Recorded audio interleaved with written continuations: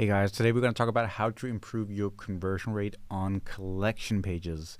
This is something that is often neglected and not really talked about, so I thought I would give my 10 best tips on how to really improve your conversion rate. And this is based on a lot of testing for our clients over the last couple of years, and we just found some winners that keep on pulling the weight for all the testing we do on the collection pages. So let's get right into it. Number one is the sorting on your collection pages. Obviously, most of them have tons of products, and it's very difficult to get exposed to all of them because you would have to scroll so far down. And most conversions today happen on mobile, so it's really important that we optimize for the best experience on mobile devices. When it comes to sorting, the standard sort of Shopify, Magento, WooCommerce sorting is pretty bad. Out of the box, it doesn't even sort based on bestsellers, which is the by default metric you want to use for sorting. But bestsellers is not good enough, and to be frank with you, if you really want to get somewhere, you need to run an AI engine that actually understands everything that's going on your site and actively optimizes the sorting. To go a step even further than that, if you're a bigger e-commerce brand, you want to segment every single user, and then you want to filter and sort the list based on the user journey they've had so far. There are more expensive tools out there that allows you to segment a user, and then whenever that user comes back, the engine understands exactly what products they've been looking at in the past and what they're most likely to buy, and will revamp the list based on their user journey. But just talking about sorting in general, you can use apps on Shopify today, and any other shop system will have similar apps, and you can customize your entire sorting. I really like an app which is called Chimonix. You can search on that on Shopify, and that will help you to get a really good base engine for sorting. Now, what you have to keep in mind is that most apps, when you sort on best-selling, will sort on your entire search and sales history. And that is really bad because let's say you're selling skin suits or swimsuits, and now we're in December, and you're also selling, rain jackets, then potentially you don't want to show your swimsuits at the very top. So what I'm trying to say here is that you want to use sales data for the last 2 weeks only, potentially up to the last 1 month. And this is really helpful because now it's sorting on what is actually hot right now, what is selling right now, and this is going to get you a much higher revenue per visitor. And besides that, there are so many other factors at play. Is this a category with all your products? In this case, you might not want to just highlight your bestsellers. You can, for most apps, put in a scale from 1 to 10 of how important everything is. So how important is AOV for you? How important is conversion rate for you? How important is new collections? And then you can kind of create a dynamic scaling system based on all the parameters that are important for you. And that's really, really important. You could say, I'm looking to get the highest revenue per visitor, and so it should just sort on that. Yeah, that might be the case, but what if that means that all the new stock you just bought from the factory will just sit on the shelves because it's always going to be deprioritized since it's a new product. It doesn't have sales history. So you need to keep a lot of things in mind, and the best advice here is to use an app that can help you because it's very difficult, takes weeks to update, and so this is just an easy solution. Number 2 is to put your out-of-stock items at the bottom of your collection pages. You might not want to hide them completely because there can be users that want to navigate to them and see if it's back in stock, and if it's not there, they're going to get really upset. So you could put it at the bottom where it's not really hurting anyone, and that's sort of the best practice on out-of-stock items, but definitely put it there and not at the top, because once you browse a few items that are out of stock, you get really upset and then you leave the website. Number 3 is to not provide a wall of text to users when they navigate to the collection page. Imagine if you're paying for Google Ads and you are ranking on jewelry, golden jewelry rings, whatever, and they come to that page and you just see a massive SEO description of, these jewelry rings. that's gonna hurt conversion rate. And I see so many brands actually write a ton of content above the fold. So please do not do that. You want to show at least 2 products above the fold on mobile. As soon as they hit the page, they see those products. And ideally, they should be seeing the first half of the 2 additional products coming under those, right? So that's really, really important. And trust me, there's probably room for improvement in your store here as well. The next option, which is really, really important, and this is something I basically never see, is that you should offer additional images that customers can browse through on your collection pages. So usually you just see one image of that ring or that necklace on your collection page. That's it. But the best thing you can do today is to have 3, 4 images potentially showing up on those pages so that people can see what it looks like on a finger or out in a cafe. So lifestyle images can work super well. And basically, usually the first image is a photo with a white background. But what you really want to show in image 2 and 3 and 4 is people using the product, people showing their face using product. That will increase conversion rate. And that's a huge thing that you should be working on and implementing. And there are apps that can take care of this today. So it's really, really not that hard. The next thing that I want to talk about is the ability to show more colors on the collection pages. So a lot of you guys will already show additional colors. If you have more than one color, you should show it.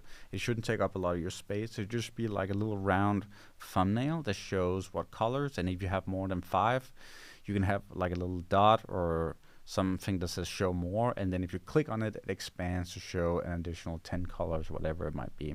That way you can make sure that the collection pages are aligned. It actually leads me to the next point. Make sure that all your products, if they're in a grid, like 2 by 2 by 2, they are completely aligned. Because I see so many of you guys, you have some product with long descriptions or long titles, and that means the price is not aligned. So the left product is here, and the right product, because it has a long title, it's a little bit under here, like the price doesn't sort of align, and it looks unprofessional, and you should definitely be fixing that. The solution is that if it's a longer title, it can show like a ... and then you can click to see the full title, or you could just create a collection title for it that's a little bit shorter than what you see when you go to the product page. So really, really important, and this is something I'm optimizing all the time as well. So definitely something you want to fix as soon as possible if you want a professional look, which is very important for conversion rate because people trust brands that actually look professional, right? Next thing is to show reviews on collection pages. We have done a lot of A/B tests for our clients, and if you do have reviews, you definitely want to show them on your collection pages because it shows to people this is a product that has been tried and tested already. I don't need to take a chance here. So you should definitely do it if you have them. And if you don't have reviews, you definitely need to set up a program where you collect reviews and you incentivize people to give them to you. And that could be a discount code or loyalty points they get whenever they add a review, which they can use for their future orders. So it can all be added in an amazing way that adds lifetime value. But it's something, if you haven't really, or you're not proud of the amount of reviews you have compared to the amount of customers, then get going because this is absolutely important. Next one is to add a CTA button to your collection pages. There are so many brands that don't have a CTA button. So usually what happens when you don't have a CTA button is that you'll have a lower CTR going to your product pages because people are not reminded that there is a next step. Obviously, they know they can click on the image to see the product, but we have done a lot of tests where whenever we add a CTA button that says see more or view product, whatever it might be, see all colors, then you get a higher click-through rate. So adding that button that talks about the next step just adds a higher click-through rate, and that's something you should add as well. Next tip is something I'm really excited about. I've been testing it on a lot of clients, and that is something related to the UI, UX. If you have a collection page, you want to show all your other collection pages. And usually you have to go all the way back up over to the hamburger menu and click on the other collections, and it could be 5 clicks, and it's just annoying. It takes a long time and makes people browse less collections. So what you do is you have your collection page, and let's say the title of that collection page is earrings. Then you might have like a 1-line description of what's inside. And under that, you have like a word cloud or like little boxes with every single category on your website. Or if you have thousands, just the 5 or 10 most relevant categories specifically related to earrings in this example. This will significantly increase time spent on page, on websites, and it's going to increase your conversion rate because it's much more likely they find something they're interested in, and that's obviously in your interest to improve that. So do that because then they're 1 click away from another collection page, and that's really important. And the next tip is kind of in an extension for that. So you will want to take those word clouds and you want to make them sticky when you browse, when you go down the page. So basically, when you go down a page, you definitely want to at least show filters as sticky so that you can access filters at any given time. And then consider also having the other categories stick as well on top. It's very important that you create a design that doesn't take the whole screen, so it shouldn't be very, very big.